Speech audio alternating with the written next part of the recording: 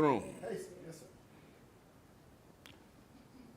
Then the second point is trusting in God's timing. Not only should we trust in his promise, his word, but we should trust in his timing. Genesis chapter 15, verse 13 through 16, God foretells of the 400-year period of affliction to Abraham's descendants. 400 years in slavery. Ecclesiastes 3:1 says, to everything there is a season, a time, for everything under the sun. You ever think about the fact that that morning won't come until the time God has said it to come? Have you ever thought about the truthfulness in the verse that says, weeping may endure for a night, but joy will come in the morning. Why will it come? Why can we be so sure that it will come? Because God said it would. Abraham and Sarah endured years of waiting and fighting with the tension between God's promise and passing time. That's a battle. I believe Paul knew about that battle there. He said there's a war going on the inside. There's a war between God's promise and his timing. Sometimes God waits a good while after he promises until he brings it to pass, till his time comes. I believe God I don't know about you all. This is about Henry Jackson. I believe God gets sick of me whining, trying to hurry up his time. Yet, in their waiting, they learned the invaluable lesson of trusting God's timing. They understood that God's timetable is perfect, and his delays are not denial.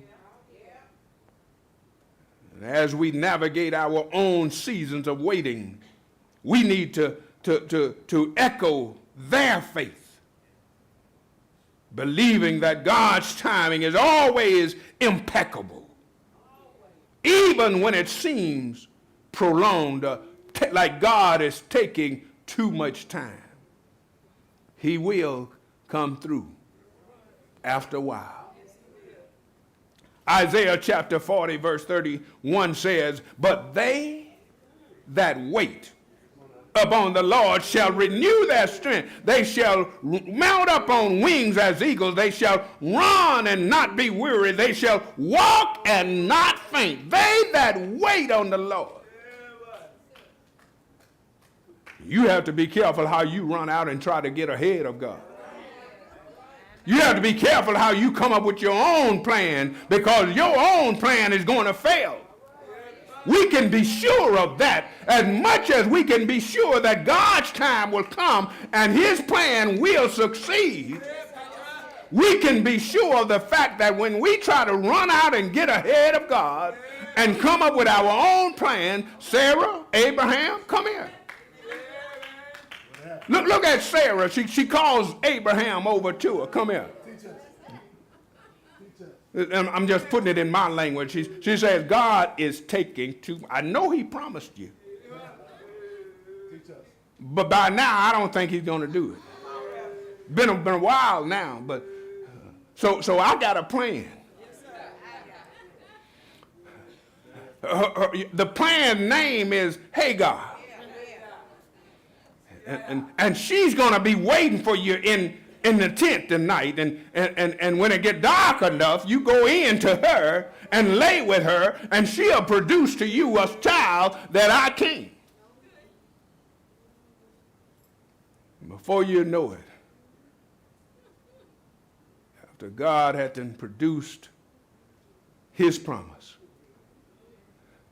it became a conflict, a fight broke out in the camp between Hagar's son Sarah's son. But let me move on.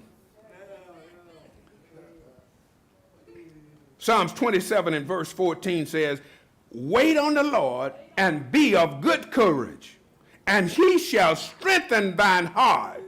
Wait on the Lord, I say. Wait on him. Now let's go to point number 3. Not only are we to trust in his word, his promise, then trust in his timing, but we need to learn to trust God's result. Have somebody ever gave you something and you gave one of them phony smiles? That said, I don't want, why are you giving me this? I don't want this. We need to learn to trust God's result. It might not look like it's going to be much in the beginning, but God's blessing, God's promise, the results will grow with you. Woo! Thank you, Jesus. Woo!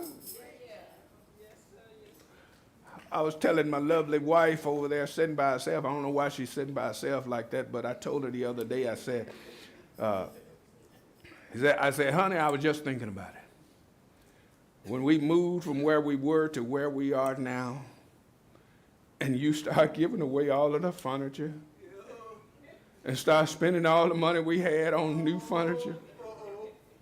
I say, honey, I didn't know, I had no idea that we'd be where we are financially now.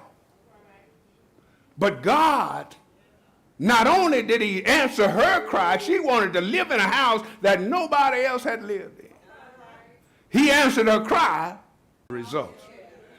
Visited Sarah as he had said, and the Lord did unto Sarah as he had spoken. I guess I need to say that again. I should have got more response than I did. I should have got more than just, y'all want